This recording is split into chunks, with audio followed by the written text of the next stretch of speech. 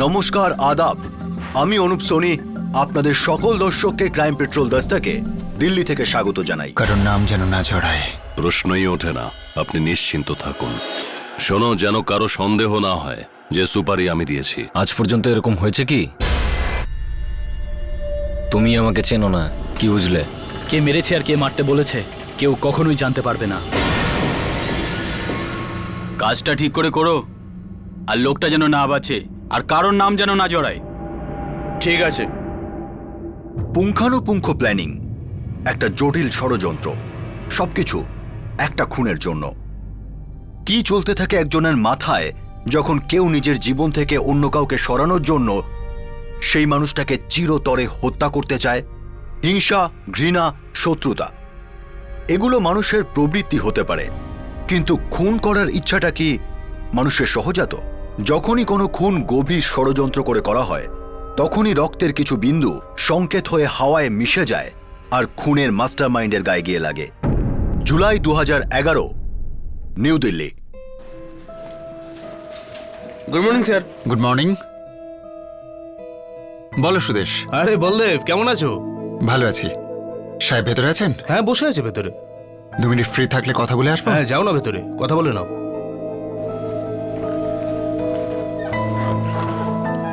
Good morning sir. এসো এসো বলদেব। দেখো, তোমাকে ডিউটিতে ফিরিয়ে নেবার অর্ডার এখনো আসেনি। স্যার 6 মাস হয়ে গেল। মামলা অনেকদিন চলবে। হেড কনস্টেবল তুমি, 16 বছরের সার্ভিস রয়েছে তোমার। তারপরেও তুমি যা করলে, যাগে তোমার ফাইল ডিসিপি সাহেবের কাছে আছে। স্যার আপনি কিছু করতে পারবেন না? করতে পারবো না বলদেব, আর যদি করতে পারতাম তাহলেও হয়তো করতাম না।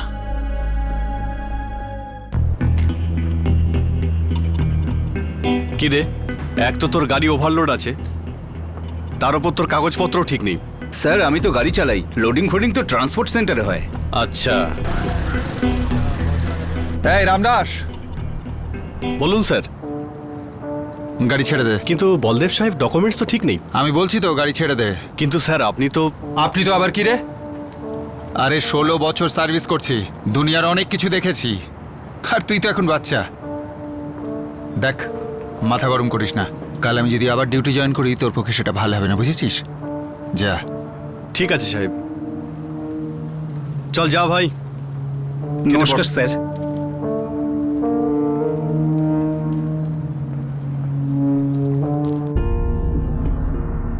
যতটা সম্ভব সাবধানে যাবি, তারপর যা হবে দেখা যাবে। হ্যাঁ,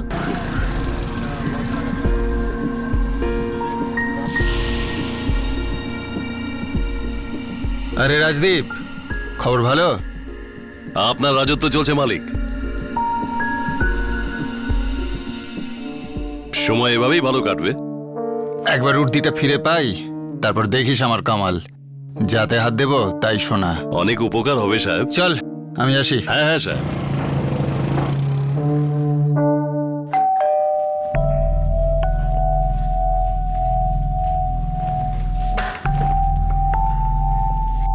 এসে গেছো?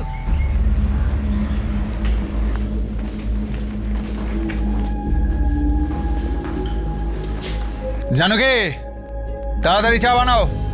রবির টিফিন হচ্ছে, তারপর চা হবে। তোর তো এক কাপ চা তৈরি করতে কত সময় লাগে?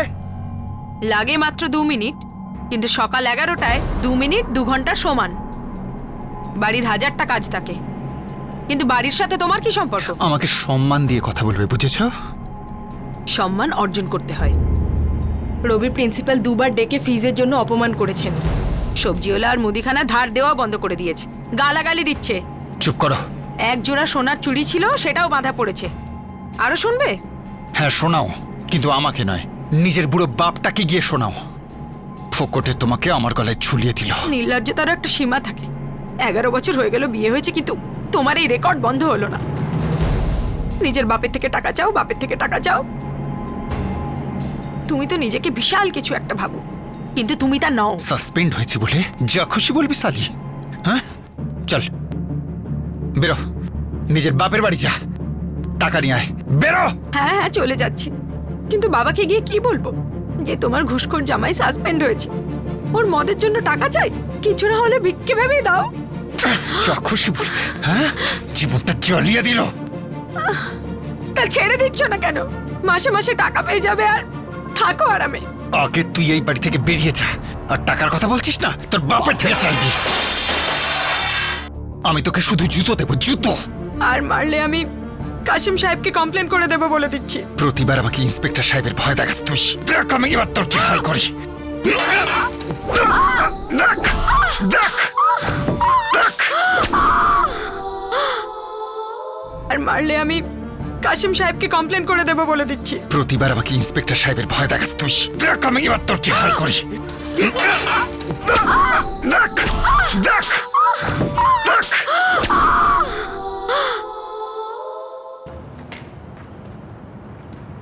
মা, বাবা তোমাকে কেন মারে? আমার কপাল খারাপ বাবা। আমারও কপাল খারাপ। তাহলে কি বাবা আমাকেও মারবে? না সোনা, এমন কথা বলে না। আর একটা কথা মনে রেখো, তোমার পাপার মতো কখনো হবে না। আমি তোমার মতো হব মা, আমি তোমার কাছে থাকবো। জানি না বাবা, আমার বাঁচতেই ইচ্ছে করে না।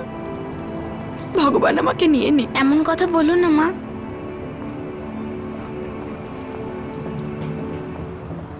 এগারো বছরে একটা দিনও শান্তি পেলাম না।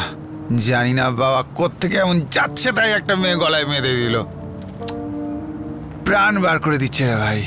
বলদেব সাহেব, বাড়ির লোকের কথায় না টেনশন নিতে নেই। করবো না কেন রাজদীপ? আরে বাড়ি যেতে ইচ্ছে করে না। ওর মুখ দেখলেই মাথায় রক্ত উঠে যায়। আমার মনে হচ্ছে এখন আপনি নিজের চাকরি নিয়ে চিন্তায় রয়েছেন। আরে না রে ভাই, যখন সার্ভিস করতাম একই হাল ছিল। প্রতিটা দিন আমার রক্ত চুষতে থাকে, আর প্রতিদিন আমার মন চায় যে ও মরে যাক, কিছু হয়ে যাক, ওর পুড়ে মরে যাক, গাড়ির নিচে চাপা পড়ুক, আমার জীবন থেকে দূর হয়ে যাক। হয় আমি মরে যাই, নয় ও মরে যাক। যখন দম্পতি পরস্পরের সম্পর্কে এমন ভাবতে থাকে, তখন এটা একটা সংকেত যে এই সম্পর্ক ভাঙতে বসেছে। এই সম্পর্কে ঘৃণা এতটাই বেড়ে যায় যে প্রতিটা ঝগড়ার পরে একে অপরের মৃত্যু কামনা করে। অপরাধ এই দাম্পত্যের উপর চিলের মতো উড়ে বেড়ায়। তারপর এমন একটা দিন আসে যখন এই ঘুণ ধরা অসহ্য দাম্পত্য শেষ হয়ে যায়।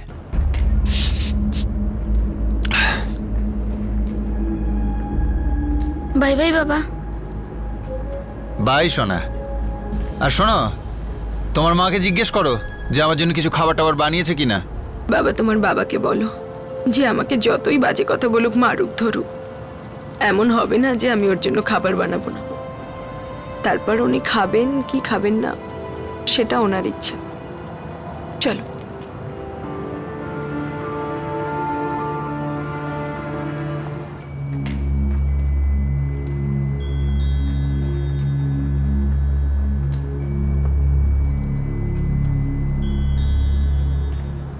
মা, বাবা বরাবরই এরকম ছিল?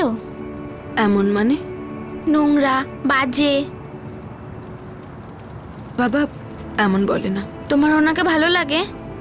জানি না বাবা। আচ্ছা মা, আমি চলি, বাই। বাবা, বাবা মা বাবার ঝগড়ার কথা একদম ভাববে না। হ্যাঁ, তোমার বাবা আর আমি দুজনেই খুব ভালোবাসি তোমায়। আচ্ছা মা, আমি চলি, বাই। বাই বাবা।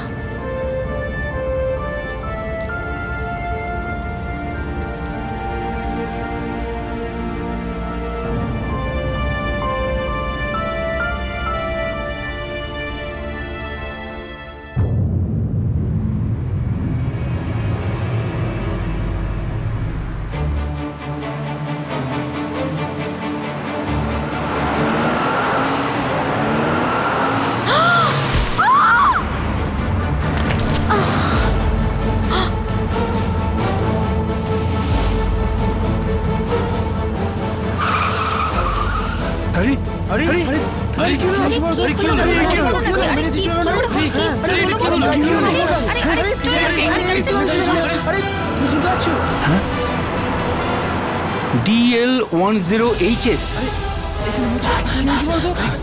মরে গেছে মনে হয়। আরে কি হলো? কি হলো কি করে তুই মারা গেছে? আরে সবাই হাঁ করে দাঁড়িয়ে মুখ দেখছো কেন? কেউ অ্যাম্বুলেন্সকে ফোন করো। মনি, অ্যাম্বুলেন্সকে ফোন কর।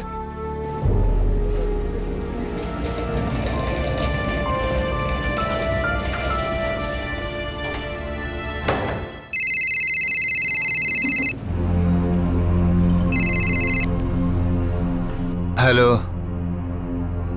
কি? বলদেব সাহেব, এই অ্যাক্সিডেন্টটা আপনার ছেলে রবি স্কুলের সামনে হয়েছে। কি করে হলো এটা? একটা স্করপিও ছিল, ধাক্কা মেরে দাঁড়ায়নি।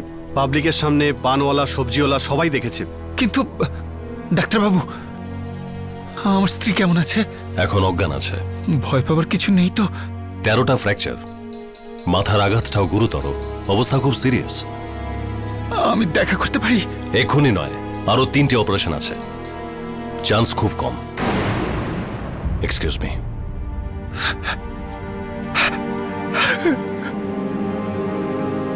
বলদেব স্যার, শান্ত হন। বাবা বাবা বাবা মায়ের কি হয়েছে? বলো না, মায়ের কি হয়েছে?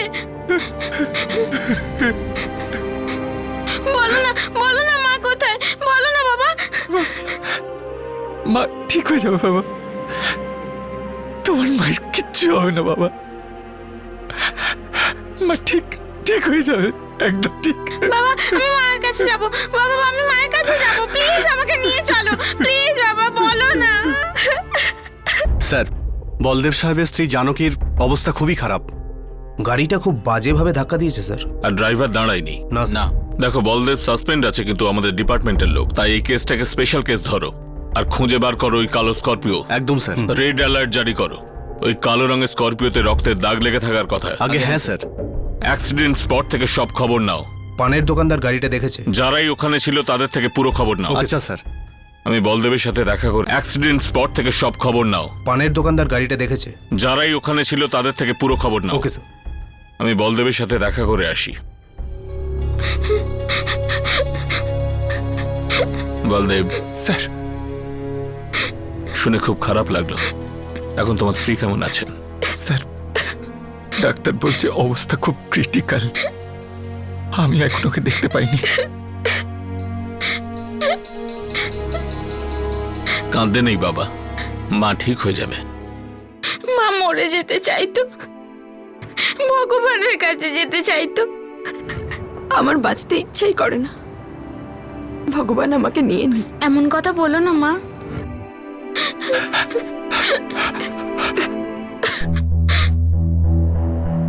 স্যার, দুম করে শব্দ হলো। আমি দেখলাম ওই মহিলা এইখানে পড়েছিল। সাহেব, মেম সাহেব হয়তো রাস্তা পার হচ্ছিলেন। উনি রোজ ওনার ছেলেকে নিয়ে এ পথ দিয়েই যান।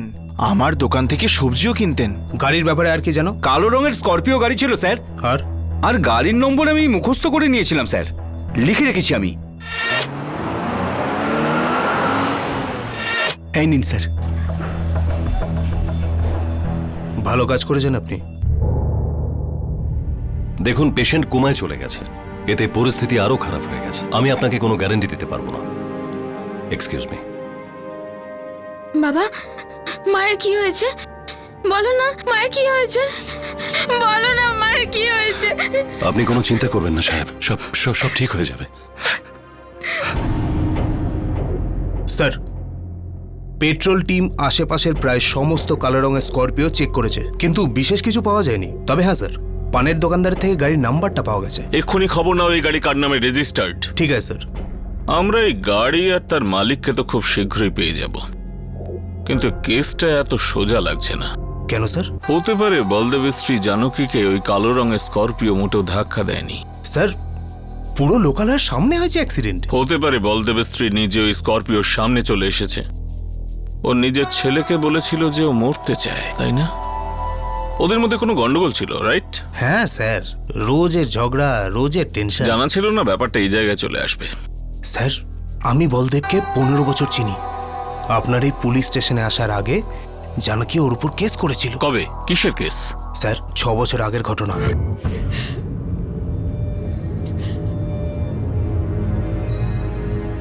বলদেব, তুমি আমার টিমের সিনিয়র কনস্টেবল, তাই তোমার বিরুদ্ধে স্টেপ নিচ্ছি না। ও গল্প বানাচ্ছে, সব মিথ্যে বলছে। বলুন স্যার, এগুলো মিথ্যে। এগুলো মিথ্যে। সারা শরীরে আছে। ওর ডিউটির বেল্ট দিয়ে মারে, রোজ মারে, গালাগাল দেয়। কেন মারে? মনের জন্য স্যার। নিজের বাপের থেকে টাকা চাও, বাপের থেকে টাকা চাও স্যার। স্যার আমার বাবা গরিব, কি করে চাইবো স্যার? আর কেন চাইবো স্যার? আমি বাড়ি সামলাই, বাচ্চার দেখাশোনা করি, ওকেও দেখাশোনা করি, তাও কখনো খুশি হয় না স্যার। আমার বাড়িতে দুটো অবিবাহিত বোন আছে, বাবা তিল তিল করে টাকা জমাচ্ছে, তাও কুলিয়ে উঠছে না। দেখুন স্যার, আবার মিথ্যে বলছে দেখুন। আর তুমি মুখ লুকোচ্ছ। বলদেব, আমরা দুজনেই পুলিশের লোক, মিথ্যা বুঝতে পারি। ভালো স্ত্রী, সুস্থ সন্তান, ভালো চাকরি, তোমার কাছে সবকিছু আছে। নিজের হাতে নিজের সংসারটা জ্বালিও না বলদেব। শোনো জানো কি, এবারের মতো আমি তোমার কমপ্লেন লিখে নিচ্ছি, কিন্তু অ্যাকশন নেব না। আমি চাই তোমরা দুজন নিজেদের জীবনটা নতুন করে শুরু করো, একে অপরকে বুঝতে চেষ্টা করো। কিন্তু বলদেব, আবার যদি তোমার স্ত্রী কমপ্লেন করে তাহলে তুমি জেলে যাবে, বুঝলে? তারপরে ওর বউ কখনো কমপ্লেন করতে আসেনি স্যার। সাসপেন্ড হবার পর বলদেব আরো বেশি করে ড্রিঙ্ক করতে শুরু করেছিল স্যার। বাড়ির অবস্থাও খুব খারাপ হয়ে গেছিল, রোজ মারধর করতো বউকে। হতে পারে ডিপ্রেশনের জন্য জানকী আত্মহত্যা করতে গেছিল। তুমি সবার আগে স্করপিওর মালিককে খুঁজে বার করো। দেখো, সুইসাইডেরও ক্রিমিনাল কেস হয়, আর অ্যাক্সিডেন্ট সাইট থেকে পালাবার জন্যও। কিন্তু আগে তো একবার কথা বলি গাড়িওয়ালার সাথে। ঠিক আছে স্যার।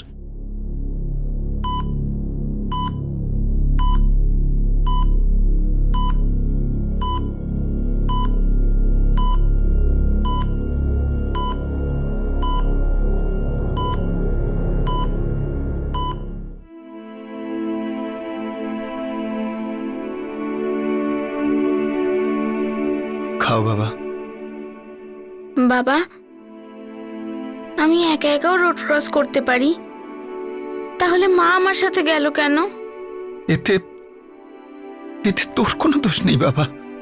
বাবা, তুমি মাকে ভালোবাসো না? না, এসব কথা বোঝার পক্ষে তুই খুব ছোট রে বাবা, তুই বুঝবি না। তুমি মাকে মরে যেতে দেবে না তো? না শোনা, 11 জুলাই 2011 জানকীর অ্যাক্সিডেন্ট হয়েছিল। 10 দিন ও কোমায় ছিল, ক্রিটিক্যাল অবস্থায়। ওর বাঁচা অসম্ভব মনে হচ্ছিল। আমাকে ক্ষমা করে দাও জানকী। তুমি না থাকলে আমার কিচ্ছু ভালো লাগে না। আমি হাত জোর করছি, তুমি ফিরে এসো জানকী। আমার জীবনে তুমি না থাকলে কিচ্ছু নেই জানকী।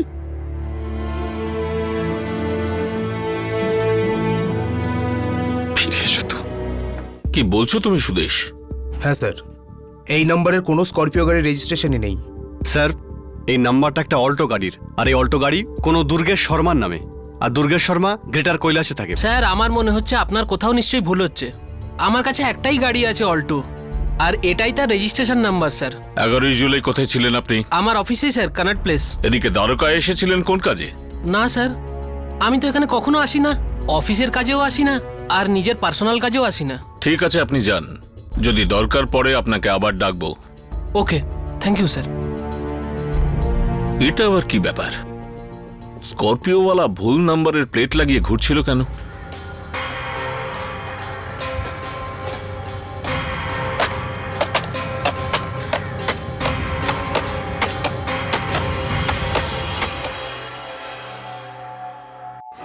এতে 50 আছে, বাকি 25 তুই পরের সপ্তাহে পেয়ে যাবি। বাকি থাকে 50,000 ভাই। 1 লাখের কথা হয়েছিল, 25,000 আপনি অ্যাডভান্স দিয়েছিলেন, আর এখন এই 50,000। হ্যাঁ, তাহলে কত বাকি? 25 না? এই নকল নাম্বার প্লেট বানাতে গিয়ে 25,000 তো আমার নিজের পকেট থেকে খসেছে। আচ্ছা, 25,000? নকল নাম্বার প্লেট বানানো খুব ঝামেলার কাজ। অন্য গাড়ির নাম্বার প্লেট চুরি করতে হয়। আমি তোকে বলেছিলাম নম্বর প্লেট চুরি করে লাগাতে, যা কথা হয়েছিল তাই তুই পাবি, বুঝেছিস? কিন্তু আপনার কাজ তো হয়ে গেছে না? সেটাও তুই করতে পারিসনি। ওই মহিলাকে অন দ্য স্পট মারার কথা ছিল, ও এখনো হাসপাতালে বেঁচে আছে। আপনি বলেছিলেন যেন অ্যাক্সিডেন্ট মনে হয়, আর আমরা তেমনটাই করেছি রাজদেব সাহেব। আমার ছেলেরা ওই মহিলাকে ভালোই ধাক্কা মেরেছিল। এবার অ্যাক্সিডেন্টের পরে তো কেউ নেমে দেখবে না পার্টি বেঁচে আছে না মরে গেছে। তোর ছেলেরা কাজ করতে পারে না। কখনো সখনো এমন কাজে 19-20 তো হয়েই থাকে। পুরো বন্দুক কারোর মাথায় খালি করে দিলেও সেও বেঁচে যেতে পারে। ভাগ্য বলেও তো একটা ব্যাপার আছে। আর বাকি 25,000 আর তোর ভাগ্যে নেই। আর ওই মহিলা যদি বেঁচে যায়, আমার কপালে অনেক বিপদ আছে বিক্রম। এতদিন কোমায় আছে, বাঁচা সম্ভব নয়। আর ও যদি বেঁচেও যায়, আপনাকে তাহলে চিনবে না। ঠান্ডা মাথায় আবার প্ল্যানিং করে নেব। তা এবারে আমাদের প্ল্যানিং জোরদার ছিল তো?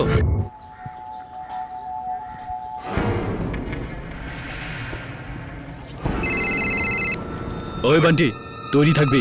ওই মহিলা যে কোনো সময় এসে যাবে। ফোনটা কেটে দিস না। হ্যাঁ বিক্রম দাদা।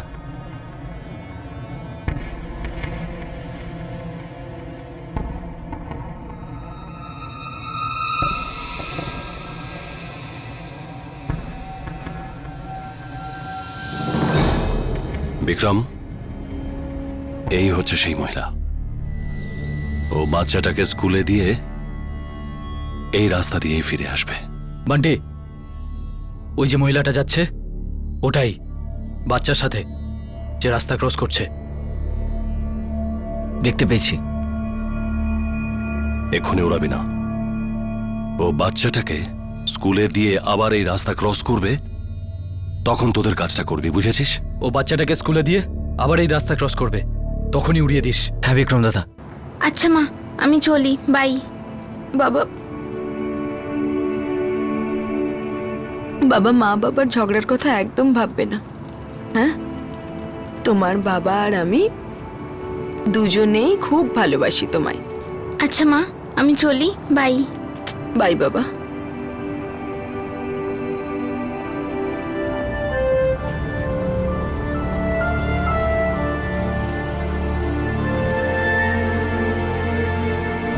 গাড়ি স্টার্ট কর।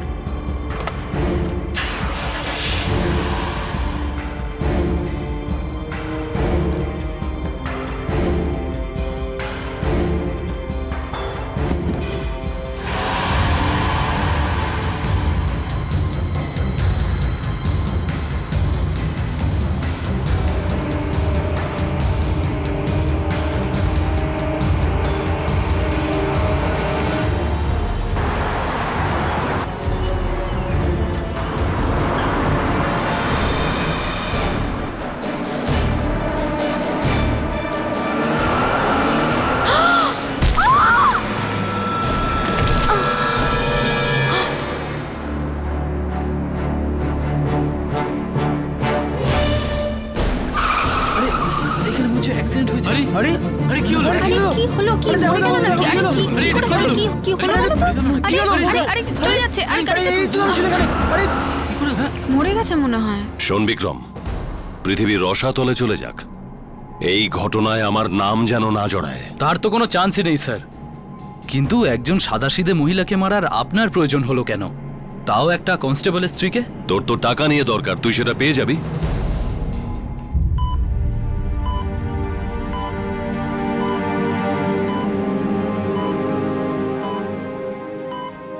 দেখো বলদেব, অবস্থা খুবই জটিল।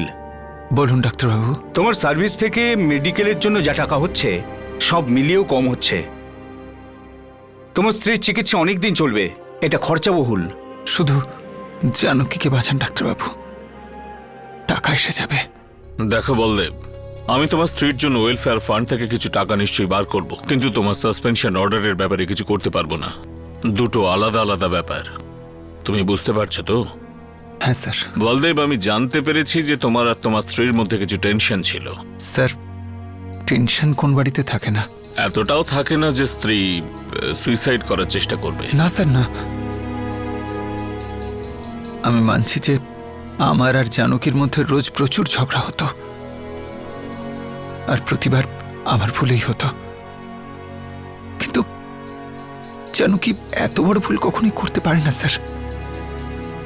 আমাদের ছেলে ওর প্রাণ স্যার, আর ও থাকতে জানকী সুইসাইডের কথা ভাবতেও পারে না। বলদেব, তোমার স্ত্রীকে যে গাড়ি মেরেছিল সেটাকে আমরা এখনো পাইনি।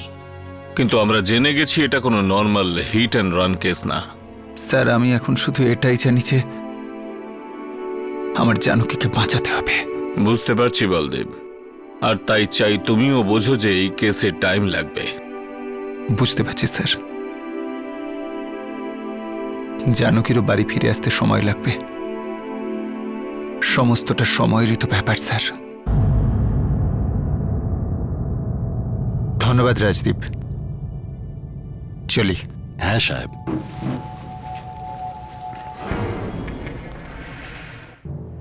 সাসপেন্ডেড কনস্টেবল বলদেবের স্ত্রী জানকী 1 মাস কোমায় ছিল, আর এই সময় বলদেব সিং সর্বদার পাশে বসে থাকত, অপেক্ষা করত।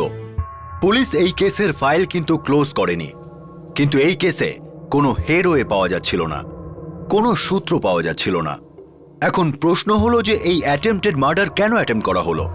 ট্রান্সপোর্ট অপারেটর রাজদীপের সাথে এই ফুল প্রুফ প্ল্যানের কি কানেকশন ছিল? পুলিশের কাজে মাঝে মাঝে ভাগ্যও সাহায্য করে।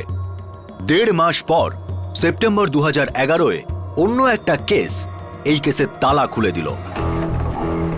স্যার, এই ধীরেন আপনাকে কিছু বলতে চায়। কি ব্যাপারে? স্যার, ওই দ্বারকাতে গয়নার দোকান লুট হয়েছিল না, ওই ব্যাপারে। ওই ডাকাতিতে যে বাইক ব্যবহার হয়েছিল সাহেব, সেটা চোরাই মাল ছিল। এই খবর এনেছিস তুই? সাহেব, আমার খবর হচ্ছে ওই চুরির বাইকটা কোথায় লুকোনো রয়েছে সেটা আমি জানি সাহেব। কোথায় লুকিয়েছে? 2জন মেকানিক আছে স্যার, তাদের কাছে আছে ওটা। কোথায় পাবো দুটোকে? স্যার, আজ ওরা সার্কিট এলাকায় আসবে। সাহেব, আমি তো ওদের বাইকের নাম্বারটাও জানি।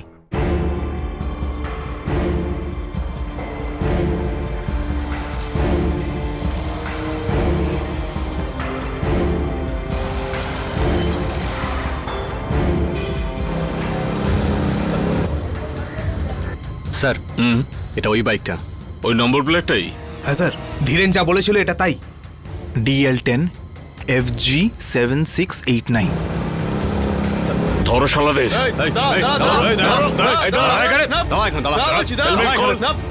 কি হয়েছে দাদা?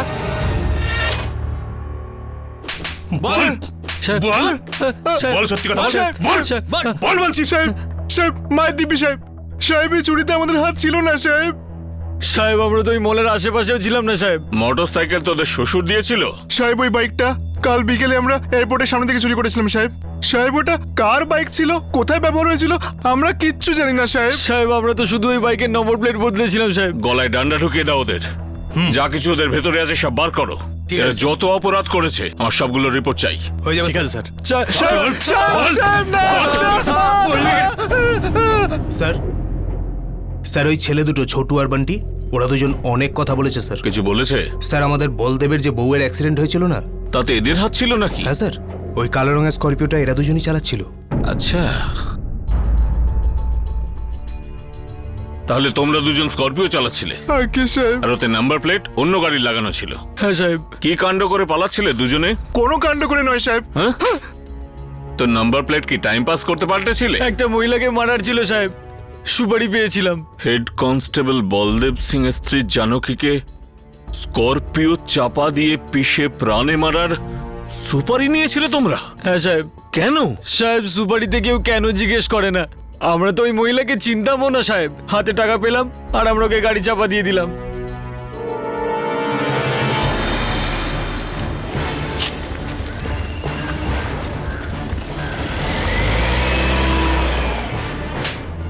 বল, কনস্টেবল বলদেবের সাথে তোর কিসের শত্রুতা? আমি তো ওই কনস্টেবলকে চিনিও না, আর না ওই মহিলাকে। বুঝলাম, তাহলে তুই এদের দুজনকে সুপারি দিয়েছিলি? হ্যাঁ স্যার। আর তোকে সুপারি কে দিয়েছিল বিক্রম? স্যার, একজন আছেন। কে? আমার চেনা লোক। আরে সাহেব, আমাকে কেন নিয়ে চল যাচ্ছেন? আগে থানায় চল। চল চল চল। আমি কি গাড়িটা ওর করেছি তো? কি সম্পর্ক বলদেবের স্ত্রীর সাথে তোর? দেখ, এখন টাইম দিচ্ছি, বলে দে। বলদেবের স্ত্রীর সঙ্গে আমার কোনো সম্পর্ক ছিল না। তাহলে তুই ওকে সুপারি কেন দিলি? অ্যাক্সিডেন্টের সময় তুই উপস্থিত ছিলি, তুই ওকে চিনিয়েছিলি, অর্ডার দিয়েছিলি, তারপর দাঁড়িয়ে মজা দেখছিলি। কেন?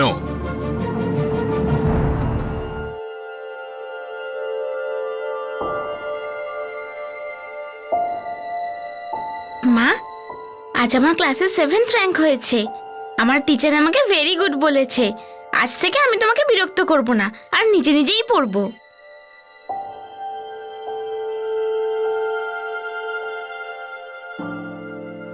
Good afternoon sir. আফটারনুন। কেমন আছেন? ঈশ্বরের দয়া ভালো আছে। কথায় বলে না, রাখে হরি মারে কে। হ্যাঁ সুরেশ, হ্যাঁ স্যার। যাও তো বাচ্চাটাকে ক্যান্টিনে আইসক্রিম টাইসক্রিম খাইয়ে আনো। ঠিক আছে স্যার। চলো বাবু, আইসক্রিম খাবে, চলো চলো।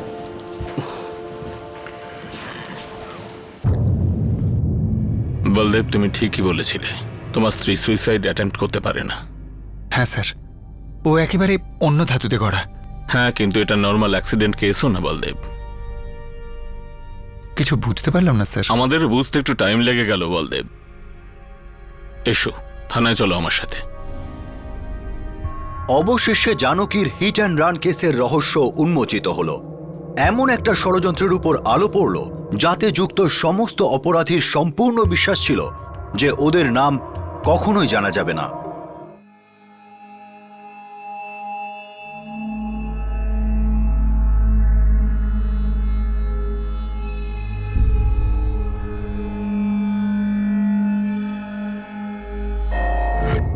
এগারো বছরে একটা দিনও শান্তি পেলাম না। জানি না বাবা কোত্থেকে এমন যাচ্ছে তাই একটা মেয়ে গলায় বেঁধে দিল। প্রাণ বার করে দিচ্ছে রে ভাই। প্রতিটা দিন আমার রক্ত চুষতে থাকে, আর প্রতিদিন আমার মন চায় যে ও মরে যাক, কিছু হয়ে যাক, ওর পুড়ে মরে যাক, গাড়ির নিচে চাপা পড়ুক, আমার জীবন থেকে দূর হয়ে যাক। রাজদীপ, ওদিক থেকে একটা গাড়ি আসছে ফুল স্পিডে, আর এদিকে আমার জীবনের সবচেয়ে বড় বোঝা আমার স্ত্রী। ধরাম, ওর মাথা থেঁতলে দিয়ে চলে গেল গাড়িটা, ছিন্ন ভিন্ন করে দিল। সাহেব, আমার মনে হচ্ছে আজ আপনার নেশা বেশি হয়ে গেছে, তাই আপনি এসব ভুলভাল কথা বলছেন। না ভাই, এই স্বপ্নই প্রতিদিন দেখি।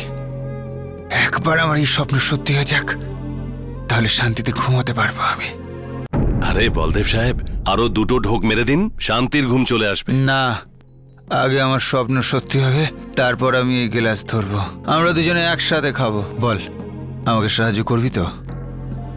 এটা আপনি কি বলছেন সাহেব? গত 16 বছর তোকে সাহায্য করে এসেছি রাজদীপ, আর আমার দয়ায় অনেক টাকা করেছিস তুই। আমিও আজ পর্যন্ত আপনার কোনো কাজে না বলিনি। তাহলে চিন্তা করিস না, একবার আমার এই সাসপেনশন উঠে যাক, আমি আবার তোর দরকারের লোক হয়ে যাব। আমার স্ত্রী জানকীর অ্যাক্সিডেন্ট করিয়ে দে। এটা এত ভাবিস না, প্রায় দিন তো ট্রাকের অ্যাক্সিডেন্ট হয়। হ্যাঁ, কিন্তু সাহেব, যদি আমার ট্রাকেতে জড়িয়ে যায় বাওয়াল হয়ে যাবে। তাহলে অন্য কোনো গাড়ি ব্যবহার কর, এমন কিছু কর যাতে যাতে তার নাম না আসে, তোর নাম না আসে, আর না আমার। বিক্রম, আমার জন্য করে দে ভাই। করে তো আমি দেব, কিন্তু খরচ অনেক পড়বে। যত খরচ লাগবে না আমি দেব, কিন্তু একটা কথা মনে রাখিস, এই গোটা ঘটনায় আমার নাম যেন না আসে। একটাই তো অ্যাক্সিডেন্ট করতে হবে, নকল নাম্বার প্লেট লাগাও, ওরাও, আর ওখান থেকে উড়ে যাও। কখনো কেউ কিচ্ছু জানতে পারবে না। যদি ধরা পড়ে যায় তো? ধরা পড়লে কি হবে? বেল পেয়ে যাবে। আমরা কত টাকা পাবো? টাকাও ভালোই পাবে, কিন্তু কাজটাও ভালো হওয়া চাই, একদম পরিষ্কার পরিচ্ছন্ন, কারোর নাম না, কারোর ওপরে আঙুলও না, আর আমার ওপর তো কখনোই না, বুঝেছো? বাবা, তোমার বাবাকে বলো যে আমাকে যতই বাজে কথা বলুক, মারুক, ধরুক, এমন হবে না যে আমি ওর জন্য খাবার বানাবো না। চলো।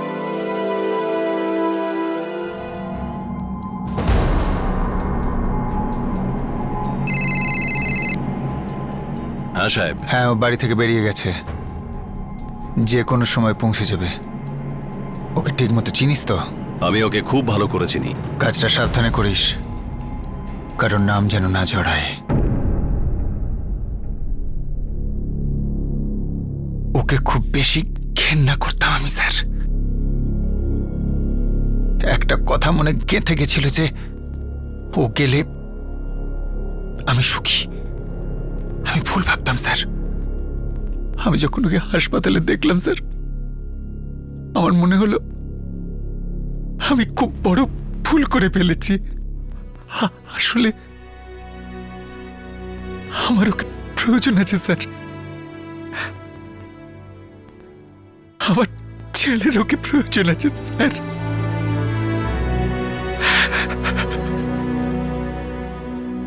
ওকে ছাড়া একদম ফাঁকা ফাঁকা লাগে স্যার।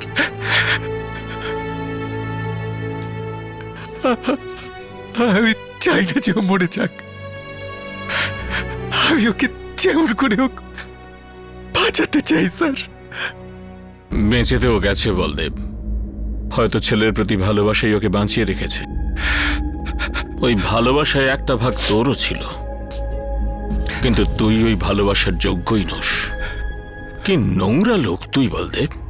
ঘেন্না করে যে ভাবতে তুই একসময় আমাদের ডিপার্টমেন্টেই ছিলি, আরে নিজের সমস্যা দূর করতে কাউকে খুন করে কারোর ভালো হয়েছে নাকি? হ্যাঁ, তুই এই সত্যিটাকে জানিস, তাও তুই এমন ষড়যন্ত্র করলি।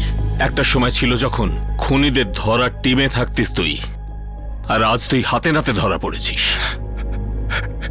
জীবন আর আইন কাউকে ছেড়ে দেয় না।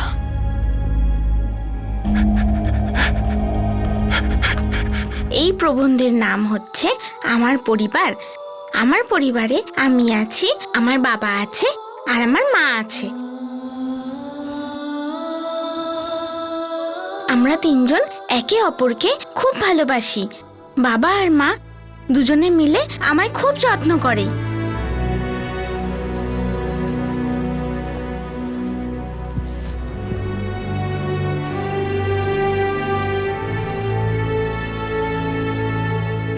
আমিও আমার মা আর বাবাকে সাহায্য করি। জানকীর শরীর ধীরে ধীরে সেরে উঠছে। সম্পূর্ণ আশা আছে যে ও ভালোভাবে রিকভারি করবে।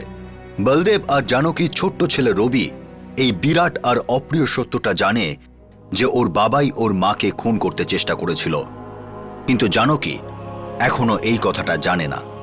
আমাদের সমাজে, আমাদের মধ্যে না জানি কত দাম্পত্য আইসিইউতে আছে, কত সম্পর্ক কোমায় আছে। বাচ্চাদের জন্য, মা বাবাদের জন্য, ফিনান্সিয়াল কারণের জন্য, সমাজের জন্য মৃত সম্পর্কগুলোকে জীবন্ত বলা হয়, কিন্তু ওই দুজন জীবন্ত লাশের মধ্যে জ্বলতে থাকা হিংসার চিতার কথা কেউ ভাবে না।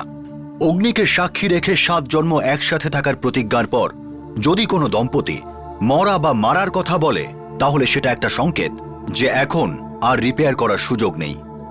আলাদা হলেই সম্ভবত সব থেকে ভালো হয়। জরুরি হলো যে আমরা আমাদের আশপাশের ভাঙা সম্পর্কে দীর্ঘশ্বাস শুনি, ব্যক্তিগত ব্যাপার বলে হাত ধুয়ে না ফেলি। মনে রাখবেন, জীবনের বাজি লেগে আছে। ক্রাইম পেট্রোল 10 থেকে কাল আবার আপনাদের সঙ্গে দেখা হবে। ততক্ষণ নিজের খেয়াল রাখবেন, সুরক্ষিত থাকবেন। জয় হিন্দ।